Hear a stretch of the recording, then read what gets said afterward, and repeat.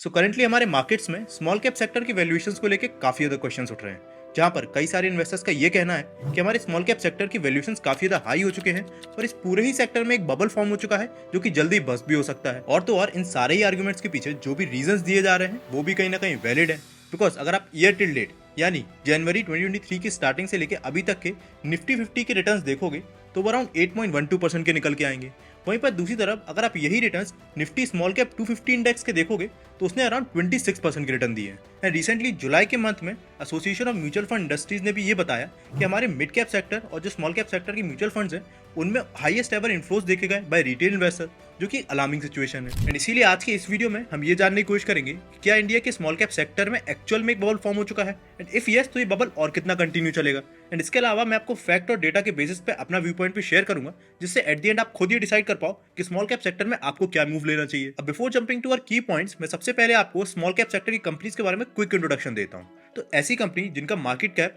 5000 करोड़ या उससे कम का होता है, जनरली ऐसी ही कंपनीज को हम स्मॉल कैप कंपनीज बोलते हैं। अब इन कंपनीज में हमें ओवरऑल जो स्टॉक प्राइस में रिटर्न होते हैं वो काफी ज्यादा एक्सपोनेंशियल देखने को मिलते हैं। एंड इसके पीछे का रीजन भी सिंपल सा है, बिकॉज जो छोटी कंपनी है वो एक ही साल में अपने बिजनेस को डबल या ट्रिपल कर सकती है as compared to other companies, for example HDFC bank, जिसका अकेले का मार्केट कैप 11 लाख करोड़ से भी ज्यादा का है। अब ऐसे कंपनी तो अपने बिजनेस को सालों साल डबल नहीं कर सकती, एंड इनमें आपको स्टेबल पर स्लो ग्रोथ देखने को मिलती है। पर इस तरह के रिटर्न्स एक बाय प्रोडक्ट भी लेके आते हैं, जहां पर इन तरह की कंपनीज में बिकॉज इनका जो फ्री फ्लोट मार्केट कैप है वो काफी कम होता है, इनमें जो वॉलिटिलिटी होती है और ओवरऑल जो मैनिपुलेशन के चांसेस होते हैं वो काफी ज्यादा बढ़ जाते हैं, जहां पर आपको ऐसी कंपनीज में एक साल में ही 30 से लेकर 40% का भी फॉल देखने को मिल सकता है। Now coming to a data points, क्यों कई सारे इन्वेस्टर्स को ये लगने लगा है कि इंडिया की स्मॉल कैप इंडस्ट्री ओवरवैल्यूड हो चुकी है, इसमें सबसे पहला डेटा पॉइंट यही आता है कि पिछले कुछ टाइम में कई सारे small cap mutual fund, for example Nippon India, SBI या टाटा के जो म्यूचुअल फंड है, उनके स्मॉल कैप फंड ने अपने इन्वेस्टर से लमसम अमाउंट का इन्वेस्टमेंट लेना बंद कर दिया है और उनको केवल अलाउड किया है कि अपने उनके इन्वेस्टर्स उनमें केवल SIP के मोड से ही अपनी इन्वेस्टमेंट को कंटिन्यू रख सकते हैं।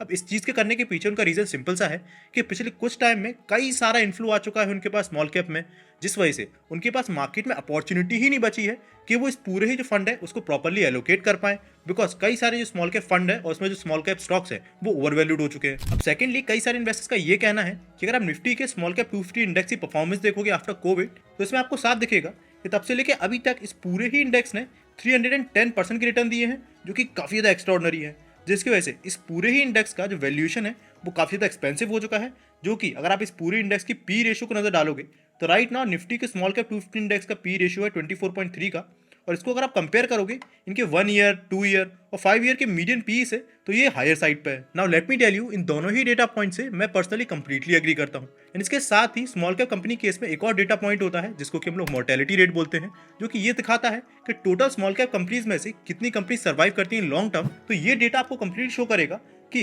10 सालों के अंदर 32% कंपनीज इन स्मॉल कैप ऐसी होती हैं जो कि आइदर वैनिश हो जाती हैं या तो उनका बिजनेस लगभग खत्म हो जाता है। एंड पिछले एक साल में ऐसी कई सारे सेक्टर्स हैं जिनकी स्मॉल कैप कंपनीज ने काफी ज्यादा एक्सप्लोसिव ग्रोथ दी है, जहां पर उन्होंने 5 to 10x के रिटर्न्स दिए हैं अपने इन्वेस्टर्स को, जिस वजह से आज के टाइम रिटेल इन्वेस्टर्स ने स्मॉल कैप के केस में इस बात को कंप्लीटली इग्नोर कर दिया है कि ऐसा भी पॉसिबल है कि जब मार्केट्स में ओवरऑल सेंटीमेंट्स चेंज होंगे और मार्केट्स फॉल होते हुए दिखाई देंगे, तो रेगुलर मार्केट से कंपैरिजन में आपको स्मॉल कैप कंपनीज में दुगनी तेजी से फॉल भी देखने को मिलेगा, जहां पर एक एक कंपनी में आपको एक एक दिन में 5 से लेकर 10% का डाउनसाइड देखने को मिल सकता है। बट स्टॉप, बिफोर आप अभी तक के वीडियो के बेसिस पे कोई भी डिसीजन लो, let me tell you the other side of the story. Now अब जो भी दोनों डेटा पॉइंट्स के बेसिस पे हमें ये लग रहा है कि स्मॉल कैप सेक्टर एक्चुअल में ओवरवैल्यूड हो चुका है, इन दोनों ही डेटा पॉइंट्स के अब मैं आपको काउंटर पॉइंट्स देता हूं। ना हम आते हैं सबसे पहले पॉइंट पे कि भाई कई सारे ऐसे स्मॉल कैप फंड्स हैं जिन्होंने अपनी लमसम इन्वेस्टमेंट को रोक दिया है और केवल SIP को कंटिन्यू रखा है। अब इसके पीछे का आर्ग्यूमेंट ये है कि म्यूचुअल फंड के केस में इनके पास कई सारे रिस्ट्रिक्शंस होते हैं। फॉर एग्जांपल किसी म्यूचुअल फंड को स्मॉल कैप कंपनीज में इन्वेस्ट करना है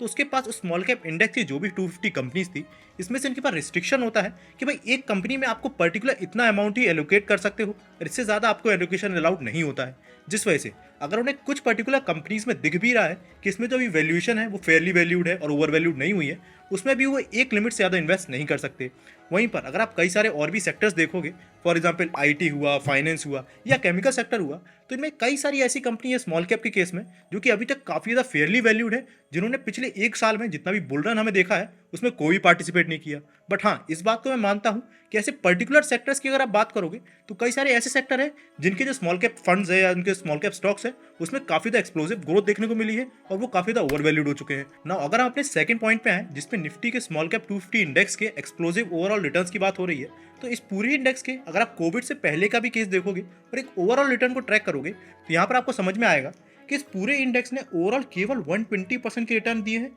और ये जो इंडेक्स है ये 2018 में ओपन हो गया था। अब इस पूरे रिटर्न्स में अगर आप एवरेज आउट करोगे तो उसमें आपको समझ में आएगा कि ये टोटल रिटर्न्स 12% CAGR रिटर्न्स ही हैं, जो कि स्मॉल कैप के केस में कोई भी बहुत अच्छी रिटर्न नहीं है, बिकॉज 12% केगर के रिटर्न्स तो आपको निफ्टी के लार्ज कैप फंड्स में भी देखने को मिल जाएंगे। अब दूसरी तरफ अगर हम बात करें पी रेशियो की कि हाँ भाई निफ्टी के 250 के स्मॉल कैप जो इंडेक्स है उसका पी रेशियो एक हायर साइड पे है, तो इस केस में आपको एक और डेटा पॉइंट दिखाना चाहूंगा कि निफ्टी में अगर आप स्मॉल कैप 50 इंडेक्स को देखोगे, अब ये क्या है, तो निफ्टी की जितनी भी स्मॉल कैप 250 कंपनीज हैं इनमें से भी जो टॉप 50 कंपनीज है उनके पी रेशियो को देखोगे तो वो अभी भी 21.34 का है, जो कि कोई भी ओवर वैल्यूड नहीं है। And let me tell you, इसका जो मीडियम टर्म का पी रेशियो है एवरेज वो है 23 का, और इसका जो लॉन्ग टर्म का एवरेज पी रेशियो है वो 20 का है। नाउ मेरे इन काउंटर पॉइंट्स का ये मतलब नहीं है कि मैं आपसे ये एक्सप्लेन कर रहा हूँ कि आप आंख बंद करके जाइए और निफ्टी की स्मॉल कैप कंपनीज में इन्वेस्ट कर लीजिए। बट हाँ, ये मेरा मानना है कि आज से 6 महीने पहले तक एक्चुअल में निफ्टी की small cap companies under valued थी, पर आज के टाइम पे उनमें से कई सारी फेयरली वैल्यूड हो चुकी हैं पर अंडर वैल्यूड नहीं है। इसीलिए आप अगर इन्वेस्ट करते भी हो तो लमसम अमाउंट को इन्वेस्ट करने के बजाय इनमें SIP के फॉर्म में इन्वेस्ट करिएगा। एंड अगर आप इनमें इन्वेस्टमेंट करने का कंटिन्यूस डिसीजन बना ही चुके हो तो इधर 3 चीज़ों को आपको खास ध्यान रखना है ना। इसमें सबसे पहला पॉइंट ये है कि अगर आप निफ्टी के स्मॉल कैप कंपनीज में इन्वेस्ट करते हो तो आपको समझना पड़ेगा कि आपका investment horizon at least 7 to 8 year से तो ज़्यादा का ही होना चाहिए, बिकॉज शॉर्टर ड्यूरेशन में अगर आप निफ्टी के स्मॉल कैप इंडेक्स में प्ले करोगे तो इसमें आपको हैवी रिस्क देखने को मिल सकता है। सेकंड, आपको ये ध्यान रखना है कि even if you are a young investor जिसकी एज 30 या 32 से कम है, इस केस में भी आपको ये ध्यान रखना है कि आपके टोटल पोर्टफोलियो के एलोकेशन में से not more than 30% of your amount should be invested in small cap companies, because ऐसा करने पे आपके पोर्टफोलियो में जो रिस्क और रिवॉर्ड का रेशियो है वो मेंटेन रहेगा और आपका रिस्क अननेसेसरी हायर साइड पे नहीं जाएगा। और थर्डली, आपको ये समझना पड़ेगा कि स्मॉल कैप कंपनी के केस में जिस तरह आपको एक साल में 20-30% की रिटर्न देखने को मिलते हैं, उसी तरह अगर मार्केट के सेंटीमेंट चेंज होते हैं तो आपके अपने पोर्टफोलियो में एक ही साल में 30-40-50% भी डाउन देखने को मिल सकता है। तो उस केस में आपको पैनिक में नहीं आना है और आप इस पूरे ही रिस्क को अगर बियर कर सको तभी आप स्मॉल कैप कंपनीज या स्मॉल कैप फंड में इन्वेस्ट करिए। पर यहाँ से आगे चल के अगर मार्केट्स में कोई भी अनएक्सपेक्टेड इवेंट्स नहीं होते हैं जिनके चलते मार्केट्स के जो सेंटीमेंट्स है वो खराब हो और निफ्टी अगर आगे चल के 21,000 या 22,000 के मार्क को टच करता है, तो ऐसा बिल्कुल भी पॉसिबल नहीं है कि इस पूरी रैली में निफ्टी की जो स्मॉल कैप कंपनीज है वो पार्टिसिपेट ना करें। So that's all from the video. अगर आपको वीडियो पसंद आई हो तो प्लीज वीडियो को लाइक करना मत भूलिएगा एंड चैनल को सब्सक्राइब जरूर कर दीजिएगा, बिकॉज इससे मेरी काफी ज्यादा हेल्प हो जाएगी। एंड अगर आप चाहते हो कि इस पॉइंट ऑफ टाइम पे मार्केट में ऐसे कौन से स्मॉल कैप स्टॉक हैं जो कि आपको बाय करने की अपॉर्चुनिटी प्रेजेंट कर रहे हैं उनके ऊपर मैं वीडियो बनाऊं, तो प्लीज आप कमेंट बॉक्स में स्मॉल कैप जरूर लिख दीजिएगा। सो हम मिलेंगे अपने नेक्स्ट वीडियो में, तब तक के लिए बाय बाय।